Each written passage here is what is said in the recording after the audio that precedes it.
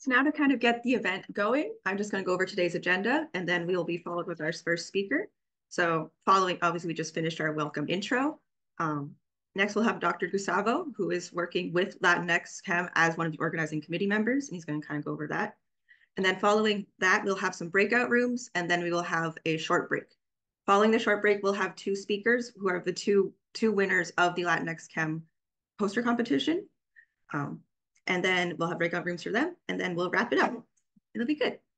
It'll be a good time.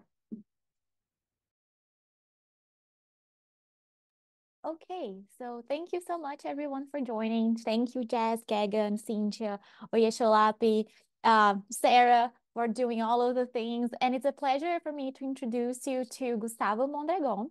So Gustavo Mondragon Solorzano, and Gustavo, let me know if I said it correctly. He has a bachelor degree in chemistry from the Autonomous University of the State of Mexico.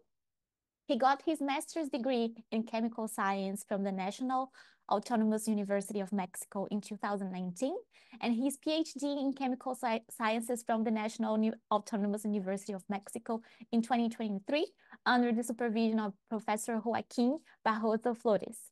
He's compromised with the science dissemination activities, joining as the technical committee of the Rede Latino-Americana de Físico-Química Teórica in 2020, and then joining the LatinXChem project in 2021 as part of the technical committee. He's currently a postdoc research at Northeastern University under the supervision of Professor Sijia Dong, and focused on multi-scale methods to study repurposed enzymatic reactions under light conditions, and he's a part of the organizing committee of LatinXChem since 2023. Gustavo, the floor is yours. Thank you so much for being here, and we're looking forward to see your presentation. Thank you very much for the nice presentation. So I must say that this is the very first time I use the title of doctor in the presentation. So I'm a pretty new doctor, and it's a little bit strange to me, but let's be familiar with it. So I guess that everybody can see my screen right now. We can. Thank you so much. And I cannot like pass without say thank you to everyone in Beyond Benign for the impressive and terrific support that we have from you during our previous edition, during our LatinXChem 23 edition, because it's the edition that we have most sponsors, but most participations in the world. And well, this is more about how LatinXChem was created in the past years. So LatinXChem story comes from three Mexican researchers. That are these three guys. There are Dr. Gabriel Merino, that he's located in Yucatan's Peninsula, doing theoretical chemistry. My PhD supervisor, Joaquín Barroso, he's located in the central Mexico. And Dr. Miguel Mendez, he's located in University in Puebla. These three guys are not like, they don't know each other too well, just Gabriel and Joaquin, just because of the area. Both are theoretical chemists, and Miguel is more in nanomaterials chemistry. But all of them are committed with science dissemination. So everything started in the pandemics during 2020. And there were no conferences or meetings during those times. And as Latin American people, we're very committed to go to conferences and to spread our knowledge. And they were concerned about these missing events around the world and around Mexico. And also they had the idea before the pandemics to create an event, because the similar event to LatinXChem is RSC poster sessions that are pretty similar. It's a 24 hours event where you present your poster in every format you want and under several categories, and there are some judges from each category just evaluating. But this is from the Royal Society of Chemistry, and it's one of the largest Twitter conferences in chemistry in the world. But there was something from these guys that were committed. And first of all was the language of it, because we know as Latin Americans that the barrier language is something that it's a thing for us. Not everyone in our countries speak a lot of English, and Spanish is one of the most talked languages in the world. So they were committed about, okay, how can we improve the science dissemination in our countries, or how can we do it? So Gabriel Merino is associate editor in chemical science from RSC, and Joaquin Barroso is well known for a blog in theoretical chemistry that is one of the most famous blogs in the world. So everyone I go and I say, well, I started with Joaquin Barroso, everyone asks, is it the guy from the blog? So everyone knows him. They are committed with this. And Miguel Mendez is a very popular science disseminator in Puebla and in Mexico. He's been awarded with several state awards and national awards for it. So all of them are united by these ideas of science dissemination. And together with a lot of people from Latin America, they joined a group to create LatinXChem. So as I said, the main goals of LatinXChem are visualize the research in chemical science in Latin America. We are not as supported as in other countries in science. So we have from 300 to 11 or 12 researchers in chemical science per million people. So it's a very low number compared to USA, compared to Canada, or any European country. That is our goal, to increase the chemical science research in our countries. So as you can see in the world, the published papers go to more than 200 papers just from the world, and Latin America, it's go beyond 30 compared to the others. So the contributions are low, but it's also polarized because we have good science in terms of we have good publications in high impact factor journals, and that's something that we need to balance, and we need to increase the visibility of what we have done in Latin America, because it's very diverse also, not in terms of only of the cultures that we have, but in terms of the points to achieve or the problems that we need to achieve. Also, it's the sense of identity that every Latin American has. We know that our Latin American heritage can be neglected. Never. So every Latin American outside Latin America is being proud of their heritage. And I can see it right now here in Boston, where I am. We cannot deny our our heritage at the point that if I see another Latin American here at the university, I start instantaneously speaking Spanish instead of English because I'm more familiar with Spanish. So it's something that that is part of ours, and we need to be proud of it. And it's something that unites us. Also, is the one network, LatinXChem is the one network that was born outside US, because other networks that are similar. For example, there's one network in chemical engineering was based on sense of identity here in the US, which is a pretty good initiative. Also, there's from biological and biochemical sciences that are located here in the US for creating, and this is something that was outside the US to increase our visibility, to give us a sense of identity, and also for networking, because we have good researchers in our fields in all Latin America and outside Latin America. There are a lot of Latin American researchers that are in first world countries, in Canada, here in the US, in Europe, that can have a good networking with higher groups, and that increase our visibility, that increase our opportunities to have better research around Latin American countries. Also, as you can see, it's important because there are different points of view and different problems that we need to achieve and to afford.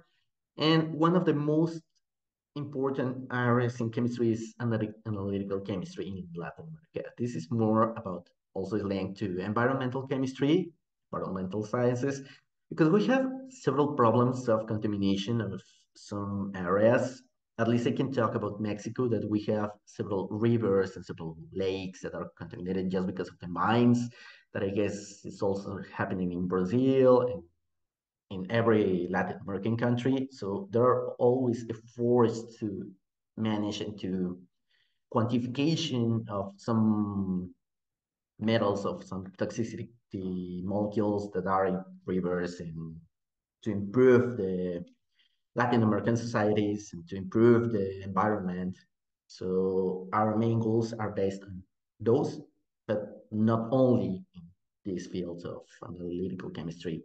We're rich in natural products. We are focused also in synthesis of products. So we are based on diverse chemical fields that you can manage.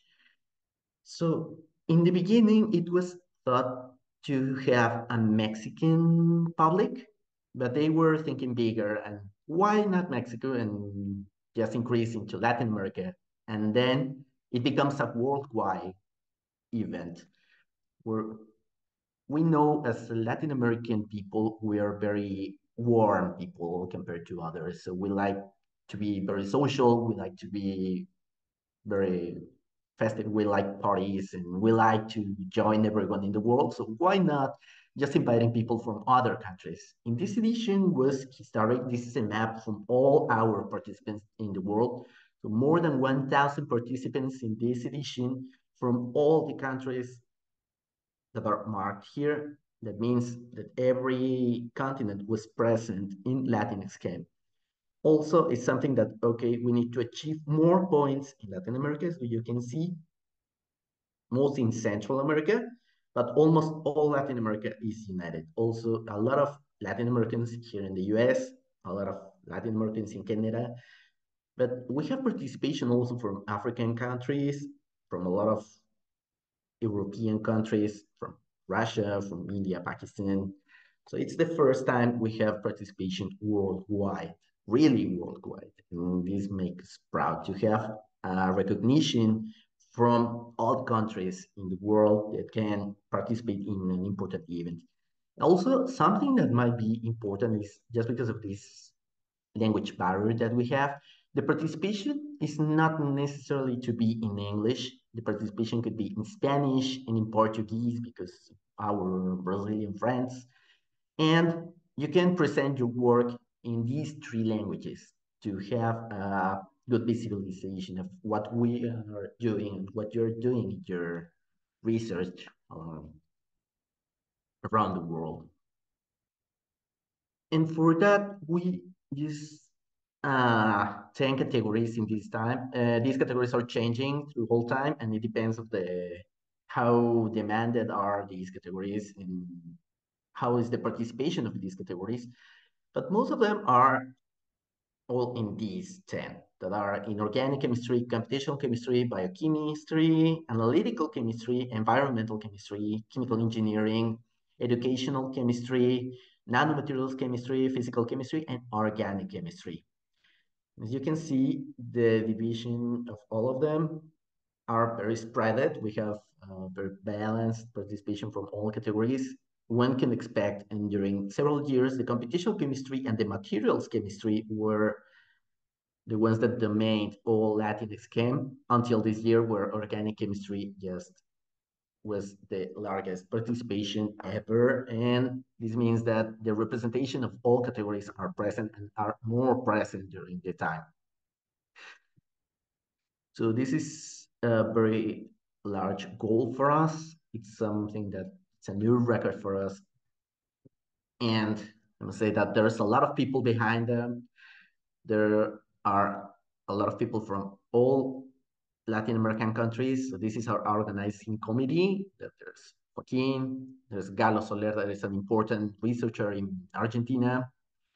There's Arely Flores from Colombia, that is a very new from addition from our organizing committee. There's Aldo Servin, that is an important researcher also in Brazil. There's Katy Medrano, that is part of the of the organizing committee that she's in Italy right now. She's a new PI over there. There's Marita Fernandez that is also in Simvesta. There's Eduardo Chamorro that he's in Chile. Braulio Rodriguez Molina from UNAM. We have the participation also from Fernanda Duarte. She's in Oxford. She's from Chile, but we had a lot of support from other universities in United Kingdom and here in the US. And well, there's also Gabriel from Simstaff, Francisca, and I. We are all in charge of all the work behind LatinXChem. There are a lot of people that I'm not talking about because there are several tasks that might use, and there are no enough hands for all the work that we need to do for bring a new edition of LatinXChem. That I must say, the next year will be the 5th anniversary of LatinXChem, so just let's wait for something different for next year. And we had some historic sponsorships. Now the new edition this year is also via Benign. So thank you for all the support that we have. Support from ACS, from Wiley, from Royal Society of Chemistry, and from new industries like LUFAC, that is a computational industry that is located in Mexico, from Chem Archive, that were new additions this year. So this year was also the year that we had most sponsors. That means also more recognition to our project. And we are very proud that our project is increased and is gaining more visibility through all the world.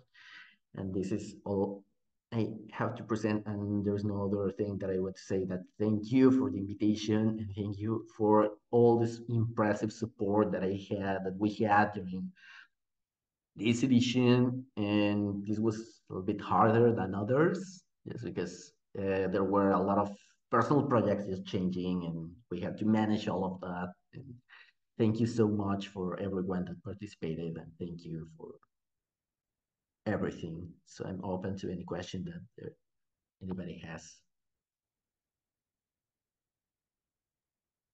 Thank you so much, Gustavo. Sorry, I'm jumping in. Just to say that's our pleasure to support this initiative. We know, like, as you talked, there's this barrier in terms of the LatinXChem community of speaking in English, of having access to different resources. And the fact that you're amplifying the community is just amazing. So thank you for your work and for all of your hard work in doing this and organizing this amazing conference. So